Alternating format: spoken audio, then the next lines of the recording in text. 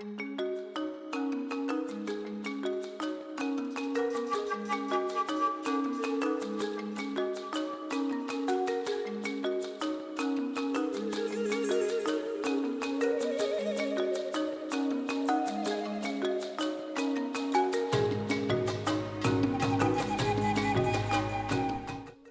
everyone, my name is Danielle Clark and I am the brand ambassador at the Angel Projects of Uganda.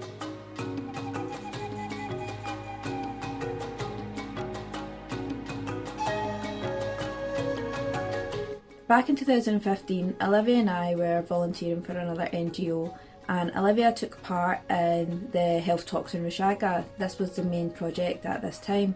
The Health Talks is when you would go out and you would talk about basic health and hygiene but have no resources to really implement the things you were trying to teach the women. So in order for Olivia to really utilise her time spent out in Rushaga, she asked the women what they feel that they needed most.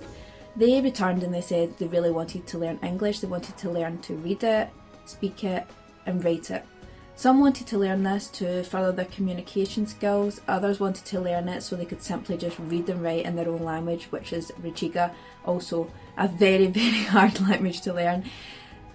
Since the beginning of this project, we now support 41 women across 3 classes. These classes are taught by both the Angel Projects Uganda team and also volunteers from the local community who give their time so generously to teach these women.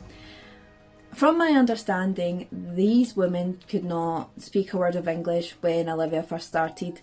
I had the opportunity to meet them first time last year and their English is amazing. They speak it so fluently and they're just incredible women, how they've picked this up so effortlessly. I have some photos here to share with you. This is one of my favourite photos from the English class.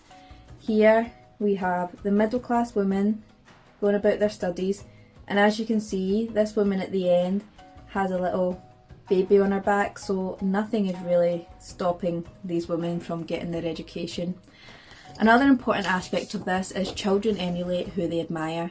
So this little one in this photo was wanting to copy her mum, so Gard and I during an English lesson wrote some vowels down on a piece of paper and she set about the task learning how to write and learning all about vowels. This project is really amazing. It's supported so many women through the years and we cannot wait to support so many more on their educational journeys.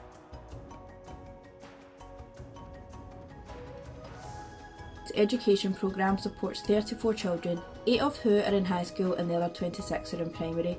To ensure each and every child can stay in school and achieve their goals, the Angel Projects works with struggling families. The way this works is families will pay whatever they can towards the school fees and the Angel Projects will supplement the rest. Now, we would never be able to do this without the love and support of all of our sponsors and donors.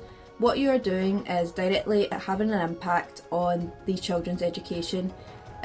There's so many children out in this region that cannot get an education, and without your help we would never be able to supply these kids with the resources and tools that they need to succeed. I have some photos here from last year when we were out on our mission trip and handed out backpacks. Now these backpacks were full of new books, pencils, pens, rubbers, erasers, you name it, it was in the bags and the kids were so excited. It was such a wonderful, exciting day and the smiles were just endless.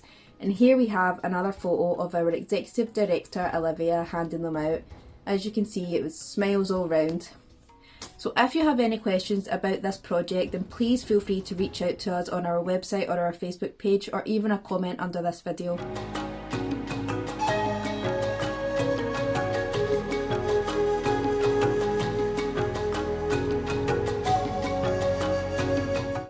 Up until Thursday the 15th of October, all schools were closed since the beginning of this pandemic. But now, candidate classes can return. Candidate classes are Primary 7, Senior 4, Senior 6 and Tertiary level students, 3 of who are actually from our tutoring programme.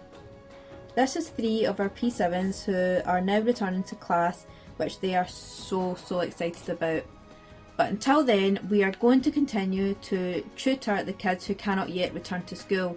because education is so important. We do not want these kids to fall behind, and it's with great thanks to our generous 4 volunteer teachers we are able to keep these kids in education.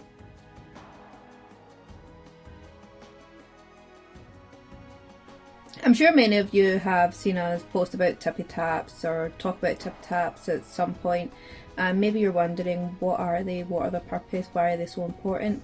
Well, many of the households in Rubugly and surrounding areas do not have running water, and many households also can't afford the fees to use private taps, so this means that they have to use the communal wells, and depending on where your house is situated, you can walk some kilometres before you get to the communal well and have to walk back with jerry cans weighing up to 25 kilos. Each piece of water is valuable for cooking, cleaning and drinking, so there's not often much spare without additional trips to the well. This is when the Angel Project's Tippy Tap programme comes into play.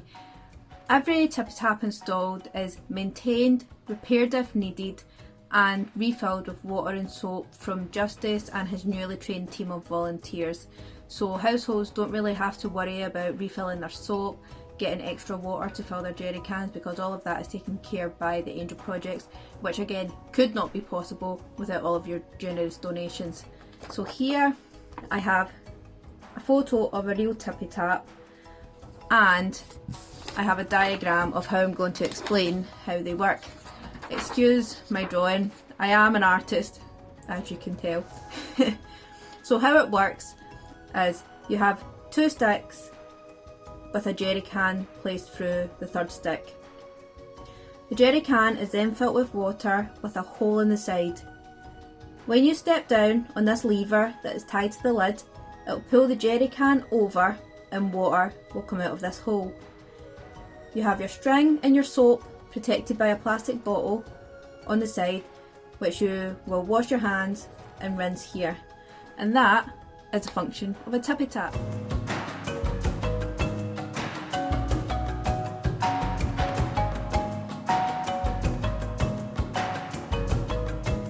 Animal husbandry is one of our most successful projects out in Uganda. With your donations, we were able to purchase 40 sheep, 30 of which went to the women of Rushaga and 10 went to the women of Kashija. Since then, the sheep have begun giving birth and we now have a total number of 73. As new lambs are born, they are given back to the Angel Projects and redistributed to other families who did not receive one of the original 40.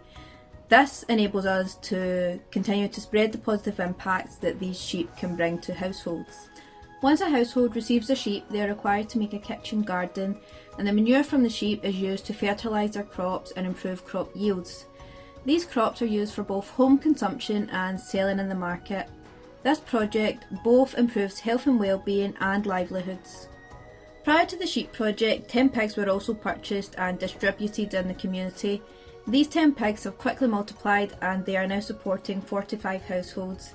Similar to that of the sheep project, 1 in every 3 piglets is returned to the Angel Project and redistributed to another family, helping us create a bigger impact.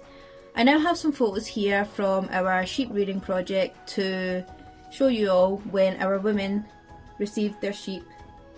Again, this was an incredibly exciting day. Everyone was so happy to receive their sheep and it was just a wonderful experience.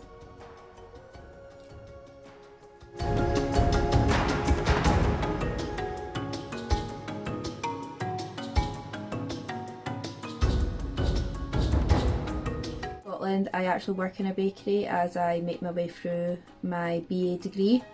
So in order to make this project work, what I had to do was source a gas oven and research recipes with ingredients easily accessible to this part of Uganda.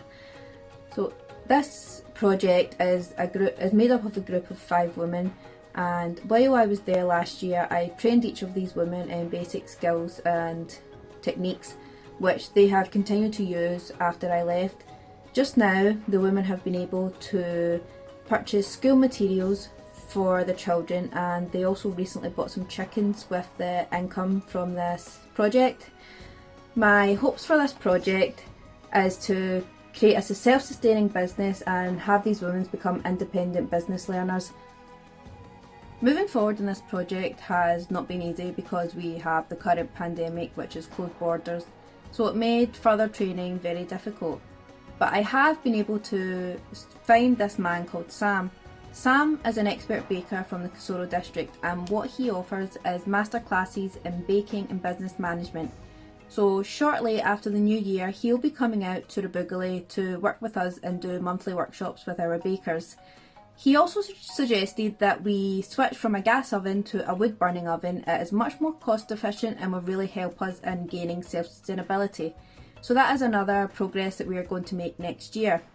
My hopes for this is to create a stable income for our bakers and really allow them to grow into independent business owners.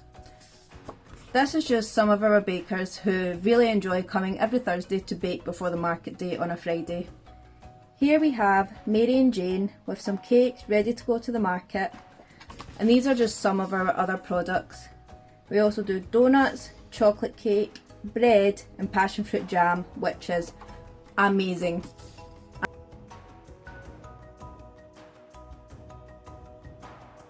The last enterprise project that I want to talk to you about is a tailoring project. Jackson, who is our neighbour at the Angel Project's guest house, has been sewing most of his life, and he has trained many of the other tailors in Rubuguli how to sew. What he is doing now is taking time out of his week to teach the women of Kashija these skills.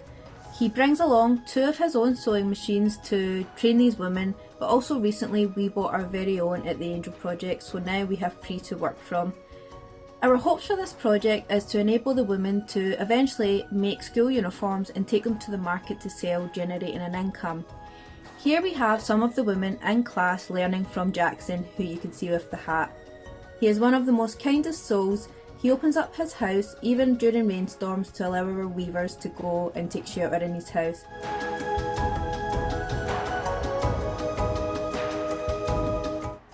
There's always been a story that stuck in my mind from one of my previous trips to Uganda. Someone once told me that young girls miss out in education because they're on their periods, and this is purely because they cannot afford menstrual products. To me, this was really concerning because young girls should never miss out in their education just because their bodies are doing simply what they're meant to do. So in order to address this, I decided that I wanted to make reusable sanitary tools.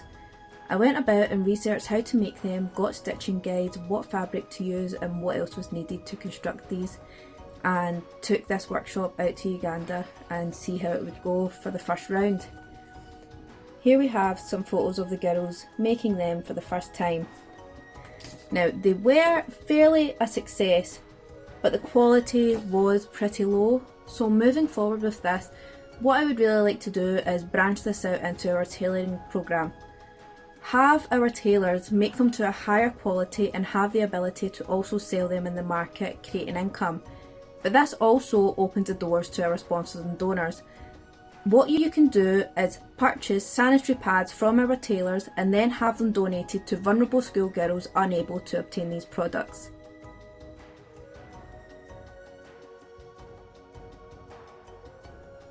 So that rounds up everything we have going on out in Uganda just now and in the near future. If you have any questions, please feel free to reach out to us on Facebook or on our website, or drop a comment in the box below. Thank you all for watching, and a huge thank you to all of our supporters and donors, because without you this simply could not happen. So thank you again.